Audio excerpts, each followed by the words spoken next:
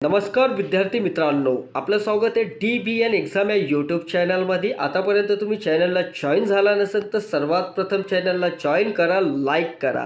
आज आपण बघणार आहोत मित्रांनो, जिल्हा न्यायालय प्रक्रिया 2024 लिपिक शिपाई सराव प्रश्नपत्रिका. येणाऱ्या परीक्षेसाठी खूप महत्त्वपूर्ण आहे. व्हिडिओ शेवटपर्यंत नक्की बघा.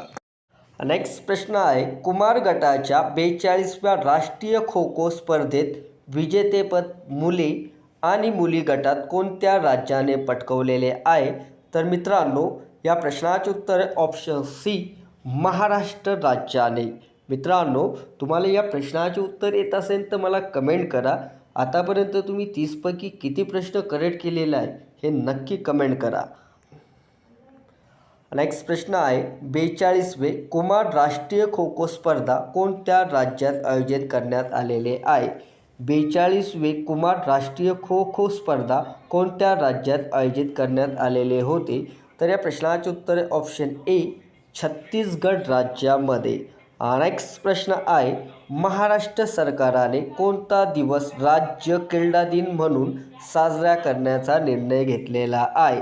महाराष्ट्र सरकारने कोणता दिवस राज्य क्रीडा दिन म्हणून साजरा करण्याचा निर्णय घेतलेला आहे? तर या प्रश्नाचे उत्तर आहे ऑप्शन ए, 15 जानेवारी रोजी. नेक्स्ट प्रश्न आहे, संयुक्त जनता दल पक्षाचे राष्ट्रीय अध्यक्षपदी कोणाची निवड झालेली आहे? संयुक्त जनता दल पक्षाच्या राष्ट्रीय अध्यक्षपदी कोणाची नियुक्ती झालेली आहे?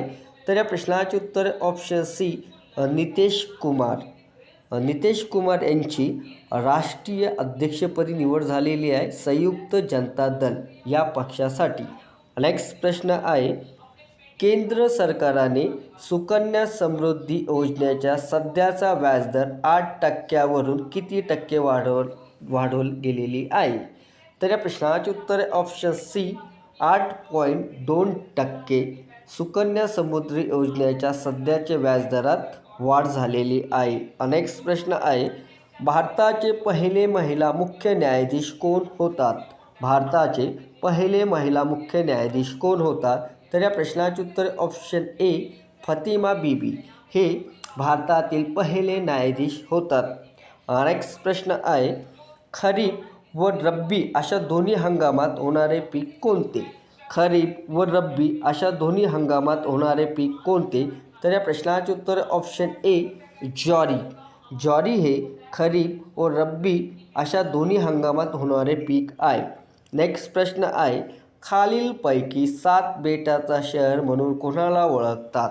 खालीलपैकी 7 बेटाचा शहर म्हणून कोणाला ओळखतात? तर या प्रश्नाचे उत्तर ऑप्शन ए, मुंबई या शहराला. नेक्स्ट प्रश्न आहे, भारतातील क्षेत्रफळाने सर्वात लहान शहर कोणते? भारतातील क्षेत्रफळाने सर्वात लहान शहर कोणते? तर या प्रश्नाचे उत्तर ऑप्शन सी, गोवा राज्य हे सर्वात लहान शहर आहे मित्रांनो. नेक्स्ट प्रश्न आहे, महाभारतातील कुरुक्षेत्र हे रणांगण भारतात कुठे आहे? महाभारतातील कुरुक्षेत्र हे रणांगण भारतात कुठे आहे? तर या प्रश्नाचे उत्तर ऑप्शन सी, हरियाणामध्ये आहे. नेक्स्ट प्रश्न आहे, खजुराहो ही प्रसिद्ध लेणी कोणत्या राज्यात आहे? खजुराहो ही प्रसिद्ध लेणी कोणत्या राज्यात आहे? तर या प्रश्नाचे उत्तर ऑप्शन ए, मध्य प्रदेशमध्ये.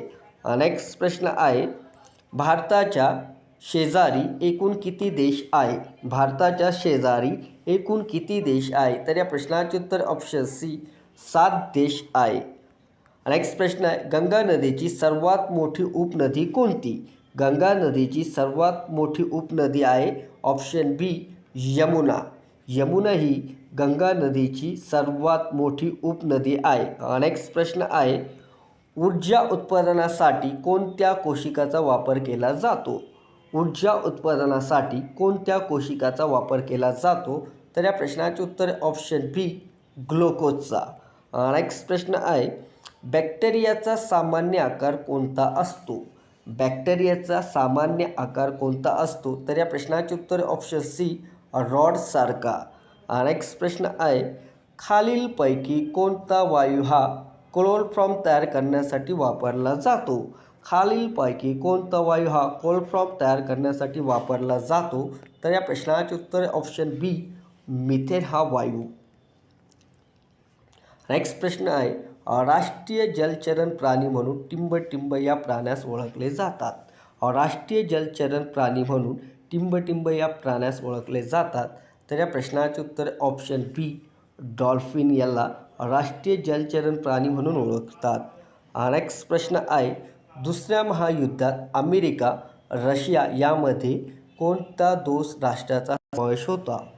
दुसऱ्या महायुद्धात अमेरिका रशिया यामध्ये कोणत्या दोन राष्ट्राचा समावेश होता? तर या प्रश्नाचे उत्तर ऑप्शन बी जर्मनी या प्रश्नाचे उत्तर आहे मित्रांनो ऑप्शन बी फ्रान्स या राष्ट्राचा समावेश होता. नेक्स्ट प्रश्न आहे, बंधन एक्सप्रेस आणि मैत्रीण एक्सप्रेस कोणत्या देशाच्या दरम्यान धावतात? बंधन एक्सप्रेस आणि मैत्री एक्सप्रेस कोणत्या देशात दरम्यान धावतात? तर या प्रश्नाचे उत्तर आहे ऑप्शन डी भारत आणि बांगलादेश.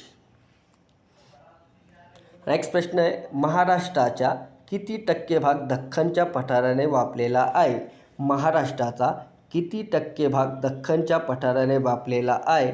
तर या प्रश्नाचे उत्तर ऑप्शन ए 90% भाग महाराष्ट्राचा दख्खन पठाराचे व्यापलेला आहे.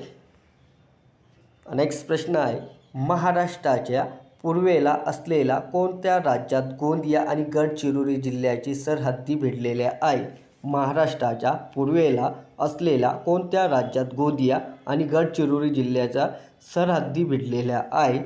तर या प्रश्नाचे उत्तर ऑप्शन डी छत्तीसगड. नेक्स्ट प्रश्न आहे, वसंतराव नाईक राज्य कृषी विस्तार व्यवस्थापन प्रशिक्षण केंद्र कुठे आहे?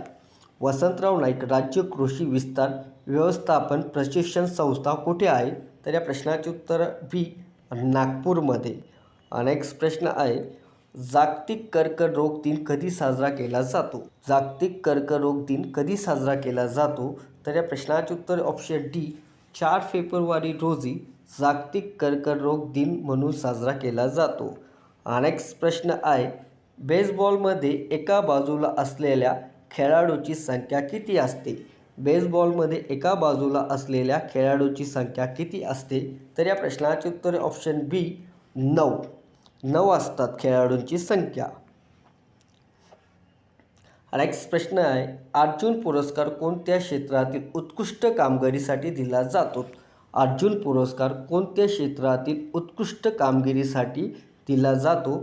तर या प्रश्नाचे उत्तर ऑप्शन सी खेळ यासाठी दिला जातो अर्जुन पुरस्कार. नेक्स्ट प्रश्न आहे, मंत्रिमंडळ व राष्ट्रपती यांच्यातील दुवा म्हणून कोण कार्य करतो? मंत्रिमंडळ व राष्ट्रपती यांच्यातील दुवा म्हणून कोण कार्य करतो? तर या प्रश्नाचे उत्तर ऑप्शन बी पंतप्रधान हे मंत्रिमंडळ व राष्ट्रपती यांच्यातील दुवा म्हणून कार्य करत असतात. नेक्स्ट प्रश्न आहे, भारतीय नागरिकाचा मूलभूत हक्काचे रक्षण करण्याची जबाबदारी कोणाची आहे? भारतीय नागरिकाच्या मूलभूत हक्काचे रक्षण करण्याची जबाबदारी कोणाची आहे? तर या प्रश्नाचे उत्तर ऑप्शन ए सर्वोच्च न्यायालयांची. नेक्स्ट प्रश्न आहे, भारतीय घटना समितीचे अध्यक्ष कोण आहे? भारतीय घटना समितीचे अध्यक्ष कोण आहे? तर या प्रश्नाचे उत्तर आहे ऑप्शन बी डॉक्टर राजेंद्र प्रसाद हे भारतीय घटना समितीचे अध्यक्ष आहे. नेक्स्ट प्रश्न आहे, केंद्रीय लोकसेवा आयोगाच्या सदस्याची नियुक्ती कोण करतात? केंद्रीय लोकसेवा आयोगाच्या सदस्याची नियुक्ती कोण करतात? तर या प्रश्नाचे उत्तर ऑप्शन ए राष्ट्रपती हे करतात. केंद्रीय लोकसेवा आयोगाची सदस्याची नियुक्ती राष्ट्रपती करत असतात. नेक्स्ट प्रश्न आहे, कोणत्या घटनादुरुस्तीनुसार मूलभूत कर्तव्याचा समावेश भारतीय राज्यघटनेत करण्यात आलेला आहे? कोणत्या घटनादुरुस्तीनुसार मूलभूत कर्तव्याचा समावेश भारतीय राज्यघटनेत करण्यात आलेला आहे? तर या प्रश्नाचे उत्तर ऑप्शन सी 42वी घटनादुरुस्ती.